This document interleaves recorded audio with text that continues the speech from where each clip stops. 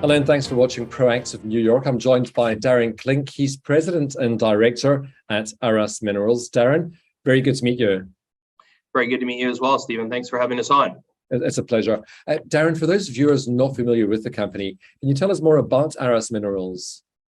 Sure. Well, Arras Minerals has recently gone public. It trades on the Toronto Stock Exchange Venture underneath the symbol ARK. And our public listing actually happened in the early part of June. We're 100% focused in Kazakhstan on copper gold projects in the northeastern part of the country. So we're in Pavlodar province. We have a flagship project, the Beskauga Project, which is about 200 million ton resource, 0.5 grams gold, 0.3% copper in both indicated and inferred. And then what we think is actually probably the second largest land package in the country, prospective for copper gold, again, all within a couple 100-kilometer drive of our base in Ekipastu's Pavlodar. Why Kazakhstan? What's the attraction there, Darren? Yeah, well, a couple of things. Number one, endowment. Most of your listeners may not be aware that Kazakhstan is a top 10 producer in the world of many of the metals that we use in everyday life, from uranium to titanium to zinc, copper, iron ore, coal. In fact, they're the fourth largest exporter of refined copper in the world, behind the big guys, the China, Japan, and Chile.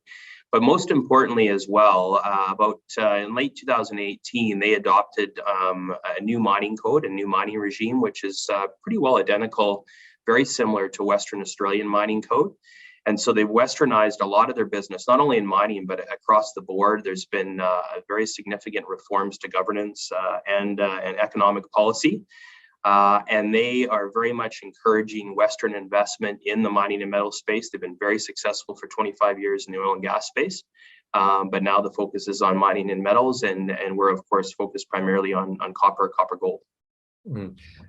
So let's look at the Beskauga project. You were asked with some news recently. You're undergoing an aggressive exploration program there. Assays were announced last month. Take us through what you're finding there. Right. So Beskauga is a project that historically, mainly between 2007 and 2013, had about 40,000 meters of drilling, about $15 million invested in it by a private company, Swiss-based. There was a little bit of work done in 2017, but really, for the most part, when we arrived and were able to negotiate a deal in 2020, there hadn't been a whole lot of work done for the previous 7 years. So we've been able to step in and really add modern techniques. We've run geophysics over top the entire deposit, along with the 2,500 square kilometers of licenses that we've picked up in the area that are all prospective for copper gold.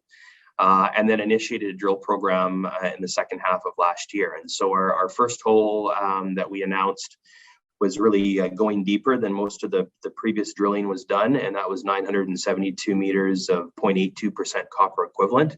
So this is demonstrating a big system, a very big system.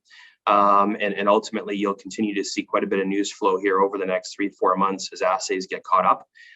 But this is a big system. We've identified that there's copper gold, anomalous copper gold over a 5-kilometer stretch, and we're now starting to step out and test some of these additional targets that have come along. You describe yourself as, or you describe this as a pioneer opportunity. Do you think you have an early mover advantage in Kazakhstan, given that you do have the second largest land package? Absolutely, yeah. In fact, we've had a really strong support from the Kazakh embassy in Ottawa, as well as Kazakh Invest and their office out of the U.S. embassy, the Kazakh embassy in Washington as well. And quite honestly, we're at the pointy end. We're the first North American company to list and be focused 100% in Kazakhstan. But we're so excited about the opportunity. My business partner and our CEO, Tim Berry, went over there in 2020, in the middle of the pandemic. It was difficult to get in, was able to negotiate the deal, and then, ultimately pick up additional land packages. And now what we're finding, of course, is that a lot of the majors are paying quite a bit of attention here. A company like Glencore, for example, has got big operations in the country already.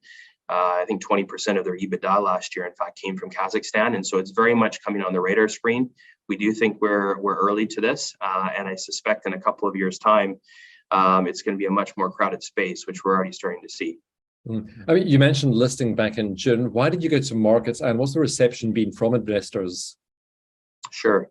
Yeah. So, I mean, it was always part of the plan. This sort of process, it's a 6 to 8 month process, and so you kind of get the wheels in motion. And we did that, late last year, and got things rolling forward. And it's been a little bit unfortunate with regards to the timing because, of course, the markets have been fairly turbulent the last 6 to 7 weeks, and also, I mean, with copper coming down from 460 to 320 a pound, it's not been great timing.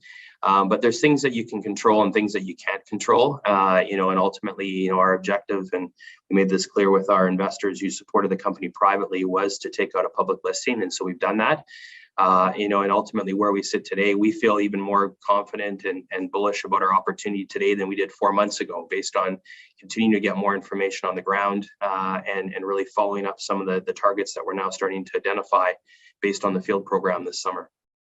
You mentioned obviously the assays that are going to be coming out. What other news flow should investors be looking out for, Darren?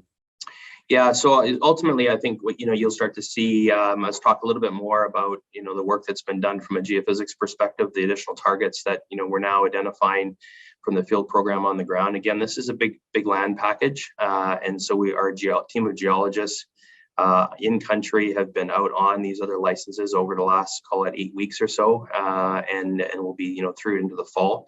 It's the best time to be getting work done. And so I think as we get then into the fall, not only will we see drilling and talking a little bit more about the targets that we're generating, but also, of course, the drill results from Beskauga as we continue to step out there and really try to make this bigger. And I think more importantly, find the high grade, high temperature zone, which is part of the treasure hunt. But Kazakhstan has some very large operating copper mines just down the road, in fact, from where we are. And so we think we're in the right postal code here. It's just a matter of honing in on it. Darren, thank you very much for updating us today for the introduction to the company. I hope you'll keep us posted on any developments. You bet. Thanks, Stephen. Appreciate the opportunity. Arras Minerals, ARK on the TSX Venture. Got that. That's Darren Klinck. He's president and director at Arras Minerals.